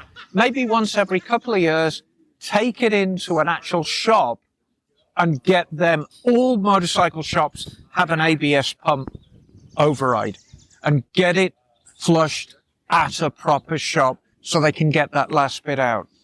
But just because you can't do the ABS pump doesn't mean you're relieved of flushing the rest of the system. Just by regularly, squeezing the lever or pumping the rate, you're going to get 95% of the brake fluid out. Thank you, Miss Emma. You're very welcome. So I'll add one thing to that. If you just activate the ABS a couple of times by using your rear brake, that'll activate the motor and get that last little bit of fluid out. Yeah, I mean, everything, I will add to that, be careful, because if you get an airlock in the ABS pump, you'll never get it out. So be very careful when you're doing stuff like that. Not all bikes will respond to that treatment. It just so happens that SVs and DLs will. But bleed your brakes regularly. Don't be shy just because it's got ABS. I think that's the point I want to make. I'd love all bikes to have fresh brake fluid in without dye, as recommended by Liza, that we can rely on them. Further questions? Yeah, hi, Miss Emma. Hello. This is Chris with Pacific Motorcycle Training. And, hello, Chris. Well, first of all, I want to thank you because you do a lot of our bikes, and you're like our trusted mechanic, so we really appreciate thank you. that. That's very sweet. And I do indeed. I've got contracts. I've been enormously lucky with my shop. I have contracts for 3 of the local training places. The bikes vary tremendously in quality and condition. Mm-hmm. Yours are definitely some of the best. But I take very, very good care of the training bikes. For the reason that, and forgive me for jumping on your question, the responsibility when you're working on a beginner bike, this is someone's introduction to motorcycling. The person who rides that bike may have never ridden a motorized vehicle of any kind before. And so we want to make particularly sure it rides well, it brakes well, it does everything it should so people get the best start.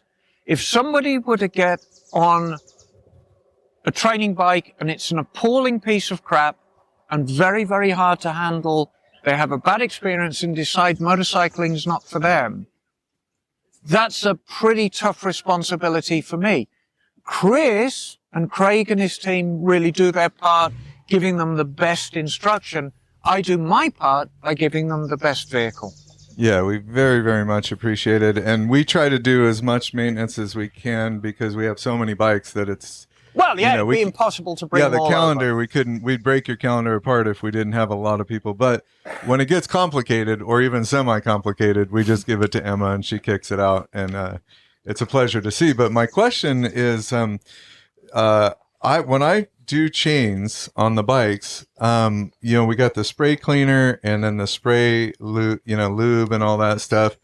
And it just like to kill me every time I spray that stuff. It just stinks so bad and it's nasty and I feel like I'm going to choke out and die and I get headaches from it. It's nasty. And so I try to avoid it, but I was asking somebody like, what could I do? And someone suggested at Harbor Freight, they have these little canisters and maybe you could put diesel fuel in there and clean the chain with diesel fuel and then maybe like a 90 weight oil or something to oil the chain. So I wanted to see, you know, in terms of cost efficiency and also not having like ridiculous amounts of aerosol that just chokes me out. And then also if you could give me any tips or thoughts about exactly, I've had people spray it from this side, spray it from the middle, spray it from the inside. And of course we want to keep all that stuff off of the tires and the rims. I was wondering if you could kind of answer those questions. Oh, fantastic. This is a great question. How many people in the audience have chains on their bike? All the hands go up. There is not a single shaft drive bike here. I, of course, have... Someone has a 1350. Really? Oh, yeah. Oh, yeah. And, of course, I have a belt on the Harley. I think you may have left. Yeah. Nevertheless, the majority of bikes have a chain. Why do we use a chain after all these years? It predates everything. Because it is the most efficient way of getting power from the transmission to the wheel. There is nothing more efficient than a chain. It's more efficient than a belt. It's way more efficient than a shaft. Shafts are getting better, but in the old days, they took 30% of your power. If you had 100 horsepower at the crank, you had 70 at the back wheel through a shaft. Through a chain, closer to 90. That's why every sport bike has a chain. But they're the devil themselves. How do we maintain them? Well, the important thing is, there's a couple of things we need to understand with the chain. We have to keep them clean. It's a pain in the ass. But if you spray lube on a dirty chain, you're just sealing in the dirt. And all that dirt's going to get in the rollers, and crunch it, and everything's going to be a mess. So we have to clean it. And as you've quite rightly pointed out, proprietary chain cleaners stink to high heaven. We need to be very careful what we put on the chain. There are rubber parts within that chain. The rollers are sealed from the outside world by little rubber O-rings, or increasingly X-rings. An X-ring looks like an O-ring, but if we cut it in cross-section, it's actually shaped like an X, and they seal better.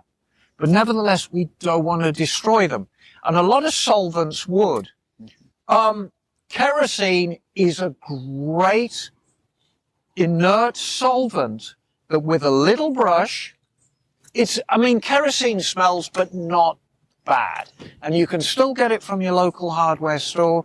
A little pot of kerosene and a toothbrush and clean off the worst of the chain and dry it. And that's the key.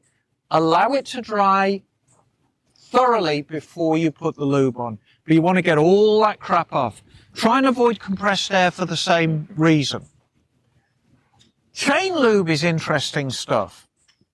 It's got to lubricate the chain.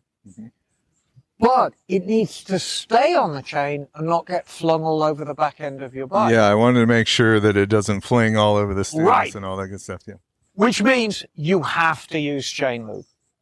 And that's part of the stink, because the way chain lube works is it's liquid when it's in the can. And it's liquid when it's in the can because it's mixed. The wax and the oil is mixed with a solvent. And when it comes out of the spray hole, it's still liquid. Over the course of 10 minutes, 15 minutes, half an hour, maybe an hour, the solvent actually evaporates and dissipates and leaves the hard wax that is stuck on the chain that's lubricating it. So you've got to put up with the stink. It's part of the process. If you put 90 weight gear oil on a chain, and a lot of people did back in the day, you'll get a lovely, quiet, smooth running chain. One good run, it's all over the back wheel of the bike, and it's a terrible mess. So my advice, choose a very good quality chain lube. Motorex do a wonderful chain lube. I use a lot of Motorex down at the shop. It's made in Switzerland, so you know it's good. It is expensive, but chains are more expensive. And the reason I like it, it's white. So I can see where it's going, but more importantly, my customers can see that I lube the chain. Now we're going to come into the best way to lube a chain. So you want to make sure it goes to the right spots, because there are wear areas on the chain and there's no wear areas on the chain. So first and foremost, you need to get the back wheel of the bike off the ground so you can turn it freely. And you can practice by holding the can in your right hand and turning the wheel with your left. And if the chain's on the right, that's real easy. If the chain's on the left, you might want to practice holding the can with your left hand and turning the wheel with your right. But you want full control over that back wheel. Never run your bike in first gear to lose the chain. Never. That is a good way to lose a finger. I actually did have a coworker that tried that and lost their thumb. Or the tip of How their thumb. about that? Yep. Sprockets are sharp. Chains are hardened steel and unforgiving. It takes a second, a millisecond, to get your thumb in the wrong place, and it'll go round. And not only will it pull off your thumb, it'll break your wrist as well. Because as you go around the sprocket, you'll see it happening. You go, and then you come to the shock absorber, and you go, crunk. So it'll be a bad day for you. Turn the wheel by hand. My preference for lubing a chain, and you're going to need a cloth to mop up afterwards, but you can be assured that you're lubing it in the right spot. If you regard the rear sprocket as a clock, if you lube it at 6 o'clock, just above the chain run, the chain lube will fall into the chain exactly where it should go. Exactly. So if you hit that sprocket at 6 o'clock right above the chain, it'll dribble onto the chain where it should go. You're turning the wheel at a nice walking spot. The chain lube's white because you're all using Motorex now, right? Or Honda white graphite chain lube, something you can see. You turn it until you get the full run of the chain. Now comes the tricky bit. You've got to do the back in the same spot.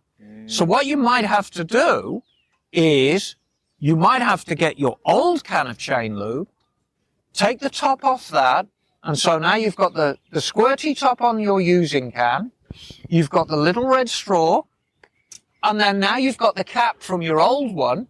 Now you've got it turned back through 90 degrees, and you can reach around the back of the sprocket and spray it at the same spot and let it dribble down into the chain. They have these little things that go over the chain with the nozzle, and you Yeah, put the red exactly. thing. But that's where you want to lube it. Mop up the sprocket afterwards. There's none on the tire. There's none all over the back wheel. Your chain is lubed where it is, and you can finish, if you get a rag, spray some chain lube into the rag and just wipe over the plates to finish. That'll keep rust at bay and it'll keep your chain pretty. Because we all like pretty chains, right? There you go. Yeah, perfect. Thank you so much. What about an off-road chain? Off-road chain, the same really applies, but you want to make sure you use a proper off-road lube because it does a slightly different job. Chain lube, actually, you know what? I'm sure people didn't hear that, so why don't you ask your question again? Does it change anything if you're using an off-road chain? Because off-road chains don't typically have the O-rings and things like that, right? Yeah, I mean, yes and no. The fundamentals still apply. You need to keep your chain as clean as possible, so you need a means of cleaning your chain in the field. And you need to keep it lubed. There is special off-road chain lube, which I do recommend, because there's different stuff out here. When you're riding a trail, you're going through mud, you're going through gravel, you're going through stuff that you might not encounter on the street. So use a specialty off-road chain lube and you'll be fine. Thanks, Charlie. But the same rules apply. Clean, lubricated, well adjusted. Let's talk, before we get away from chains, let's talk a little bit about adjusting chains, because it's still a mystery to a lot of people. How do I adjust my chain correctly? Why is it loose now and tight now? If we think about the mathematics, we're going to go back to school and we're going to go back to our mathematics class, and we're going to think about the swing arm of our bike. We're going to imagine our bike, and if you notice on the majority of bikes, and you can look around, the swing arm, the rear suspension, is pointing down at an angle. Now, if we remember mathematic laws and triangles when we're back in school, as the suspension compresses and that swing arm becomes more parallel with the road, the distance increases. What does that mean for you? Your chain's going to become tighter. So we need to adjust it to compensate for that. On a street bike, generally about 3/4 inches in the bottom run. So what do I mean by that? The bottom run of the chain is the run that goes from the transmission sprocket to the rear wheel sprocket. And you've usually got a good visual on that. Right in the middle, get your boot underneath it, or your finger if you're wearing gloves, and move it up and down. You want about 3/4 to about an inch. And that means when the suspension's compressed, the chain won't go too tight. A dirt bike has got more articulation in the suspension. It's got maybe 6 inches of movement compared with 2 inches on that street bike. So we need a little more. Need maybe 1.5 inches, maybe even 2 inches in the bottom run. But the good news is almost every dirt bike has guides and rollers to really help with that articulation. So when you're at, basically the suspension is fully uncompressed and the chain's just flapping like a crazy thing, it's not going to come off because it's actually held in place with guides. And that's very deliberate. But the thing we want to avoid is an overly tight chain. Your chain could snap and wrap itself around your leg. Your chain could snap and lock up the rear wheel and then throw you off. Or your chain could put so much strain on the bearings in the transmission, you could destroy a countershaft bearing in your engine. Then you'll be crying because you'll get a big bill. So we want to make sure our chains are clean. We want to make sure our chains are lubricated properly. We want to make sure our chains are adjusted properly. Chains 101. Everybody hates them, but there is no more efficient way of transmitting power. No more efficient way, which is why we love them too. Hello, darling. I think only you can probably answer this because so I love Honda XRs. They what I heard them described as reliable as a claw hammer. Yeah, and I think that's fair. They're closer to a lawnmower that was like, carburetor. Okay, so I have an XR 200. Literally, you can let it sit 6 months, a year, leave the gas on, kick it once, maybe twice, starts every time. Yes. I also have an XR 80. It can do that, but sometimes if you don't shut the gas off, if you don't treat the carburetor right, it'll flood and just weird things happen to it. So and most other XRs I've ran into start like that, but just this one, you just always have to leave the carburetor empty when you leave it, or just if you do anything weird or knock it over, it floods and it won't start for what you can kick it. Like maybe bump start it, but it just won't start. The key to this is in the size of the bike, and therefore in the size of the carburetor. So your 200 has a reasonably sized carburetor. I think it's a 28 millimeter or a 29 millimeter. It's a good sized carburetor. The 80 has a tiny carburetor. It contains less fuel. And because there's less fuel actually within the carburetor in the float chamber, it's going to be more subject to the fuel going bad. All fuel goes bad. Many, many years ago, American gasoline manufacturers realized that fuel was getting expensive. And, you know, they like making profit, as everybody does. That's the way of capitalism. So they figured out by adding ethanol to fuel, you can actually make the fuel more, you can make a poor quality fuel more volatile that we can use. So that's good.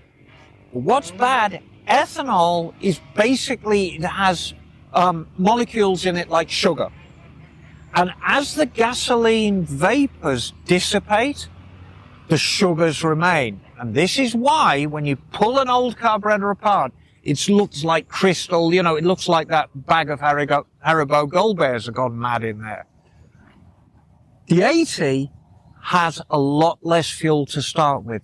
So that process is going to start a lot quicker than in the 200. And how does that make it flood, though? How does that really? What happens is, how carburetors work, we need a chamber that contains fuel, and then as your engine works, there are jets within, and they take fuel from that chamber, mix it. The magic ratio is 16 parts air to 1 part fuel. That's when fuel's at its most volatile.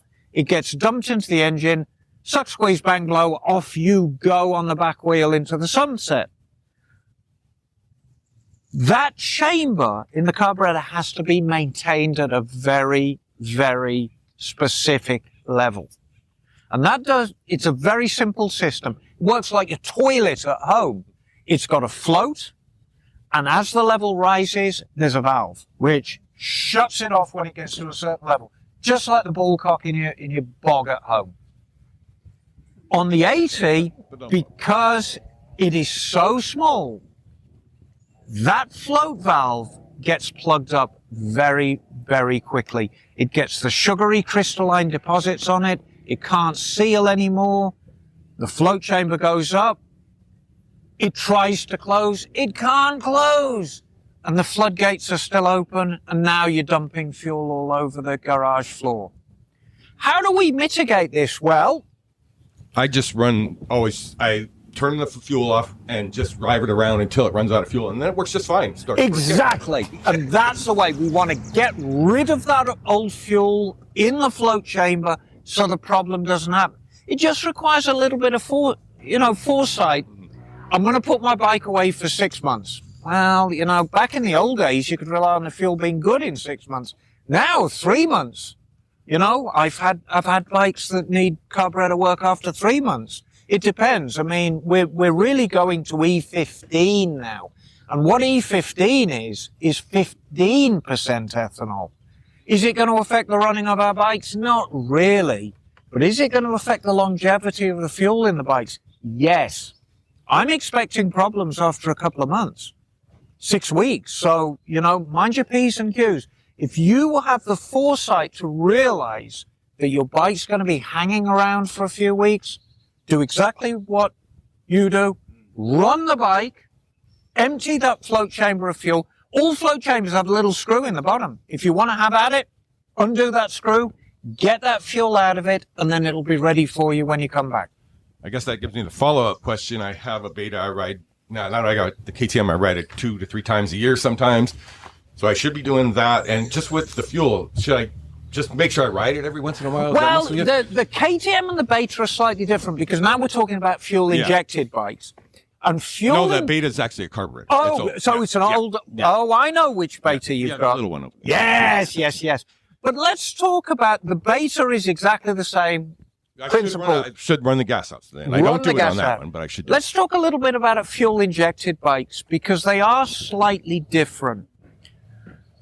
The absolute Achilles heel of fuel-injected bikes is the fuel pump.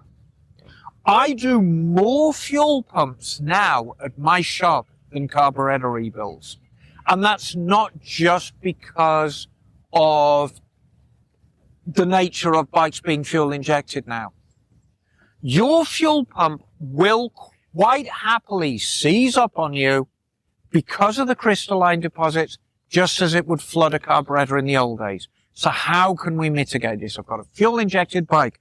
I've got a Husky. I've got a KTM. I've got a newer Honda. It's fuel-injected. I want to put it away for the winter. You can use one of proprietary products like Stabil, which will keep the crystalline deposits in your fuel at bay. It won't help the fuel, though. The fuel doesn't remain combustible. It just makes it more stable. Truthfully, and you're all going to hate me for this, the best thing is to drain that tank. And again, it requires a bit of forethought. If you've got a fuel-injected bike that you ride dirt, the last ride of the season, run it out of fuel. This is like the additives for fuel injection, maintenance, and cleaning. Oh, sorry. You'll see like the things for injector cleaning and maintenance you pour in the tank. Yeah. Does that Use work, them. or is it kind of... No, they're great. Use them. Okay. Use them. But remember, they're not helping with the combustibility of the fuel. So you might, if it's a really long period of inactivity, your fuel basically might turn into a completely non-combustible liquid over the course of a year, and you ain't going to start your bike. One final, I noticed in Mendocino County, there's like one farm supply that sells what they call red gas. Yes. And is there one, do you know of local ones? I know they usually list them somewhere, that's some farm supply that sells no alcohol gas. And I mean, I'm going to be honest with you here. I'm not sure if that is legal to use on the street. Oh, I didn't really know that. I think it's using, untaxed, so no, you can't use it. Yeah, using for over-road agricultural fuel and agricultural diesel is illegal on the street. It's tempting though, because no, Ray. Red gas. I mean, it's just they call it that. It's nothing to do. It's just a gas that has no alcohol in it. Right. Exactly, and it's definitely the stuff to use. I've known. It's not legal on the street. I didn't know that. It's strictly speaking, it's not. But I mean, there are dodges.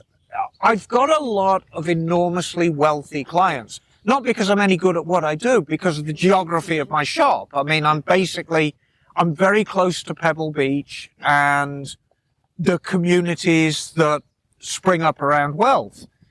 So a lot of my customers actually use aircraft fuel in their motorcycles, but they have an aircraft. And if you want to buy aircraft, you have to assign it to a tail number. All aircraft carry a tail number. It's N whatever. And it's like a 6-digit number. And if you want to buy fuel for an aircraft, you need to assign it to a number. Well, if you own an aircraft, you're in luck. If not, if you know of a buddy who's got an aircraft, put aircraft fuel in your bike. What about marine? I just thought about the Yacht Harbor has a gas station. Yeah, I think marine fuel generally is normal. 85. It's exactly. It's regular. Gas. It's regular pump gas. There's nothing special about marine gas. That What said, about, some race av gas gas? still has lead in it, and so if your bike is a newer one that has a catalytic converter, which is most bikes manufacture after about 2012, 2013 or so, you don't want to use leaded aviation fuel in that because it'll destroy the catalyst. Race gas? Yeah, race gas. There is, and again, it's based on the demographics of Wealth. In Saratoga, you can get 110 octane race gas at the pump. Cost of it'll straighten your hair a bit. I think it's about $25 a gallon at last time I saw. But, all the tech bros who are driving around in their Lambos and Ferraris love it. There's a gas station off of Andrade, off of Highway 680 that has race gases of various different flavors, up to 106, I think. Right. You can buy right at the pump. Yeah, it is expensive. There's nothing wrong with regular pump gas, even with a 15% ethanol in it. I mean, we regard it as the devil, but the analogy is true with a lot of things in life. If you know what you're dealing with and you know how to mitigate it, you won't have any problem with it. I'm actually going to call on a gasoline expert right now. Is Brian. We had a conversation about E15 last night. And if you want to weigh in on the mic, there's nothing wrong with it, but we just need to know what we're dealing with. Right. We're using E10 currently in California, and the thing is, when they do the summer blend next month, they're talking about making it E15, and other states around the country have already done that. So, right, not a problem. It's just more ethanol. Right. If you use your vehicle a lot, it's not an issue. And that's the key between summer and winter blend. Traditionally, as Californians, we use our vehicles more often in the summertime, particularly motorcycles. So you can use a higher ethanol blend in it because you know the gasoline's going to be getting cycled more. Wintertime, when your bike's hanging around, that's when you need to mind your P's and Q's with the gasoline. Any more questions on gas? Oh!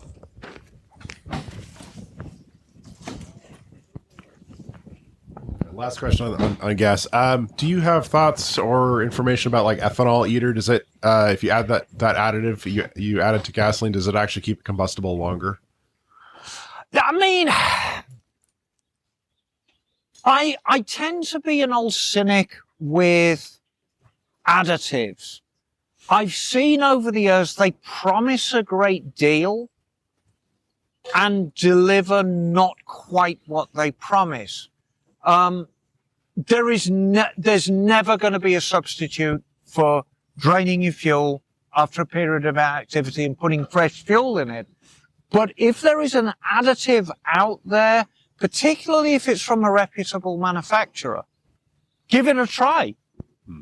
I've found in the past, because I've used many additives over the years and tried them, and they all do the same thing. They keep the crystalline deposits at bay, which is great, but they don't help with the combustibility of the fuel when it's time to start it up again.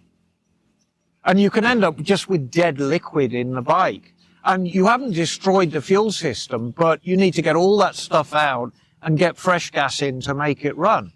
I'm very lucky because, like every other bike shop in California, we have a problem getting rid of waste gas. What do I do with old gas? I put it in my truck. It's got a 20-gallon fuel tank. So the amount of garbage I've put in that truck's fuel tank is incredible. But it mixes with a new gas, and it might run a bit chunky for a week or so, but then it clears. So all the old gas I put in my truck, and everybody else I know does the same thing. So that's why most bike shops have trucks with giant fuel tanks, because that's how we get rid of old fuel.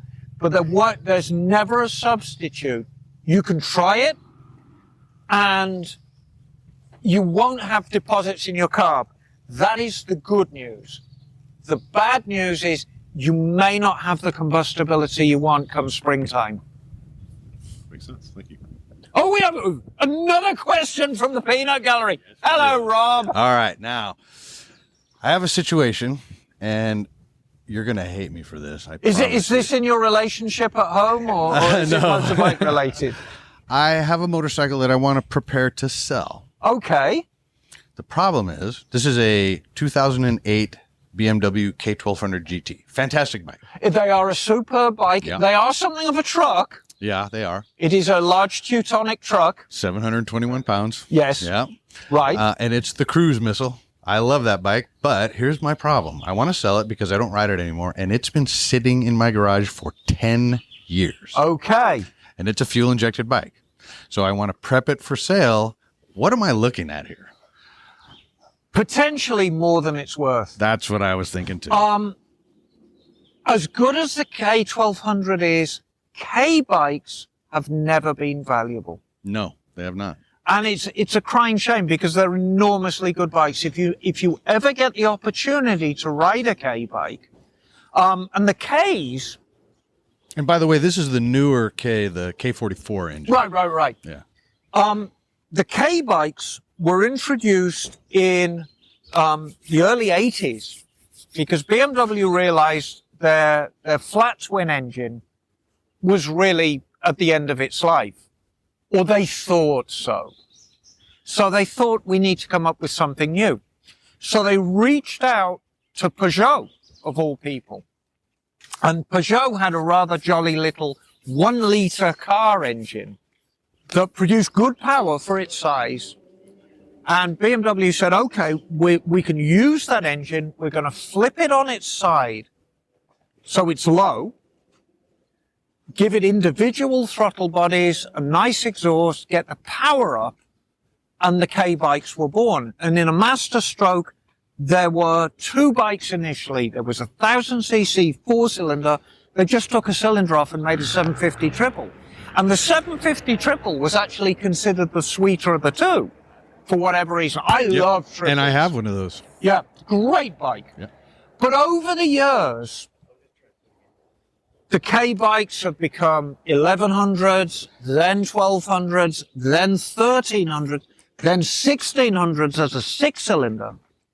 And they share a commonality. They're both enormously capable bikes. They're Autobahn cruisers. They are designed to get up to 100 plus miles an hour on the German Autobahns and hold it all day. That's their single purpose in life, and they're enormously good at it. They're big, they're stable, they're powerful. I like them. I think they're good looking bikes, but they've never been valuable. And that might go back to the stigma of the original bikes being car engine bikes. Right. But they're not a valuable bike. What I can tell you is if I regard you as a client and you tell me I've got a K1200 GT, yep. So it's got all the clothes on it, Yep. that has been sitting for 10 years. What are we going to be into? Well, the fuel system's going to be garbage, including the fuel pump, because I guarantee you your fuel pump's had a coronary. It's gone. Yeah. Your fuel pump is now at the end of its life. So we got to pull the tank, put a fuel pump in it. We need to dismantle the fuel injection system completely, get all of that fuel out of it. We need a battery. We need tires. Why do we need tires? 'Cause they're Tires dead. age just by their existence. As a dealer, I can't sell a tire that is over 5 years old. Correct. It's illegal for me to do so. As a consumer, 5 years is an old tire. You can kind of push it to 10 as long as the tires aren't checked. Generally, when a tire gets to 5 years old, you can see the checking. You can see it's becoming older. So, well, what checking is when you look at the sidewall of the tire, and sometimes you've really got to scrutinize it, you can see the rubber is becoming hard and it's got microscopic cracks in it. It almost becomes looking like leather. Yeah. And that's checking. And that's a natural process of the rubber. You know, it's got nothing to do with mileage. It's something to do with environment. I mean, it's basically ultraviolet rays and oxidization are beating down on the sidewall of your tire and aging it, even though you're not doing miles on it. So after 10 years, your BMW is going to need tires, and boy, are they expensive. Yep. You're going to need the entire brake fluid system gone through, including the ABS. You're going to need the cooling system gone through. That's about a $3,000 hit. Yeah. And now you're into, well, realistically, what's an old K1200 GT worth? My advice to you with that bike, and it's advice I've given to a lot of my customers in your position, sell it as a project. Yeah, that's what I was thinking too. Just put an ad as a project. It's a beautiful bike. That's going to be a lovely father and son or father and daughter project. Okay. And they're going to bring it back, and they may get terribly out of their depth. But if you sell it for a reasonable amount of money, and I think you might get a couple of grand for it as it is. Sure. Okay. So you've got to do the math. If we say that bike is a really good looking bike and it's worth $2,000 as it is, I'm not prepared to do the work myself, so I'm going to pay a bike shop to do it, and they're going to charge me about $3,000. Yeah. So right now we need to take that $2,000 that you would get for it, add the $3,000 a bike shop's going to charge. That's $5,000. Do you think you could get $5,000 for it? I do not. In that case, the path is clear. Yep. Sell it for a couple of grand. If you really like the person, Sell it for $1,500 and get it out of your life. Yeah, I need the that's space. That's an important point I'm going to make. I have had so many customers who were so in love with a bike that they blew up, that they crashed, that they just neglected, and they can't get rid of it. Yeah. The problem is, every time you go into the garage for a beer, every time you go into the garage to get your car, you look at it in the garage, and your heart breaks a little more. This is what's happened. So I planned to sell it years ago, but every time I look at it, all I can think about is all the good times I had on it. Right. And then time just goes by and goes by. Okay, I'm going to give you a reality check, Rob. Yeah. That bike's been breaking your heart for a decade. Yeah. Cut bait. Yeah. Okay. Cut bait for whatever you can get from it and just move on with your life. And you're going to be shedding a tear when it leaves on the trailer, but the sense of relief you're going to feel when it's gone. I see a lot of people nodding their heads. A lot of people here have had project bikes that just didn't materialize. Right. And you see it and you look at it and your heart breaks because, why didn't I do this? Just get it out of your life and move on with your life. I actually did this with another bike. You're a repeat offender. Oh yeah, big time. My very first GS, my 06 GS, because I had too many bikes in the garage, I had to park it outside, and it just started to weather. And I got it running again, and then I had to park it outside again, and it sat. And I thought, all right, this is now a project, right? Because I started to work on it. I pulled the injectors, started to crank it over, and they were just dribbling. Oh right? no! And I'm like, okay, well, this is a little bit beyond me. But my favorite local mechanic, who's also on my team at ADV Moto Pros, he loves working on bikes. And so I thought, well, I don't want to see this bike just die. And so I said, hey, Barty, do you want to work on this bike? And he told me the same thing. Oh, it's way too far gone. It's not worth anything. It's not worth fixing. I said, well, how about if I give it to you? And he kind of looked at me like, well, what do you mean by give? And I said, well, here's the pink slip. Do you want it? And he's like, sure. Right. And so he spent about a month, because that's what he does. Right. And now he rides it every single day. And so I get to see it running, which is great, right? And he really rips that bike, too. And you bring up a good point. We're getting close towards the end now, so I'm going to make it quick. Okay. Thank you for such a great question. Should we never take on a project bike? No, that's crazy talk. I want every single person here to be comfortable taking on a project bike, but be realistic about what you can do. Right. And how much is it really worth to me to do the work and spend the money? My favorite saying around the shop is this thing all wrapped around your heart. Right. Because that's the value. Now, as a professional mechanic, obviously I can take a bike that nobody else would take on, and because I'm going to do all the work myself, it becomes good value for me. I've actually shoveled a bike into the back of my truck with a spade, because it's like that pile of rusty bolts in the corner, that is your bike. Into the back of the truck, and then you build it up, because if your skills are more rudimentary, yes, get a project bike, but you can get a bike that needs a paint job. You can get a bike that needs, just a little bit of TLC. Put the sweat equity in, and then you'll have more pride in your bike. Working on your own bike is part of a complete motorcycling experience. Yes, it is. It really is. If you own a bike, we have very different relationships with our vehicle than car drivers. A car is an appliance to get you from A to B. Yes, there are some special cars out there. Yeah. And you talk to a Porsche driver, you talk to a Bentley driver, you talk to a Rolls-Royce driver, and they really love their cars like we love our vehicles. But that's the exception.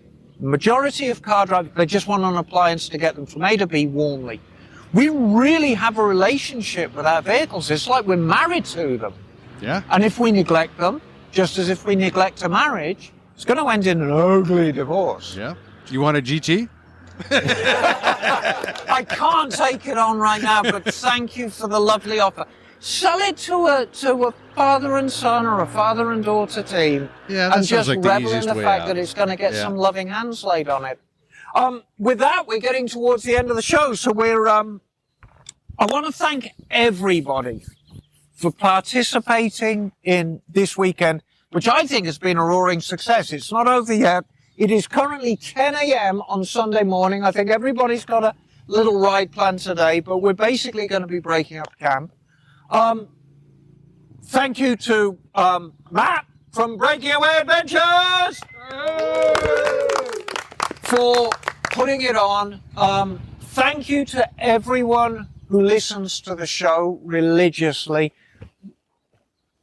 I'm so happy that people enjoy the show as much as we enjoy making it. Biggest thanks of all, always, to our Patreon subscribers, who are the finest specimens of humanity there are to be found. Neil, how can they find out about our show online? They can find us at motorcyclesandmisfits.com, and you can email us at motorcyclesandmisfits@gmail.com. How about that? And with that, I think it's time to get out of here. This is Miss Emma. This is Neil. This is Micah. And we are out of here. Cool. That's the show.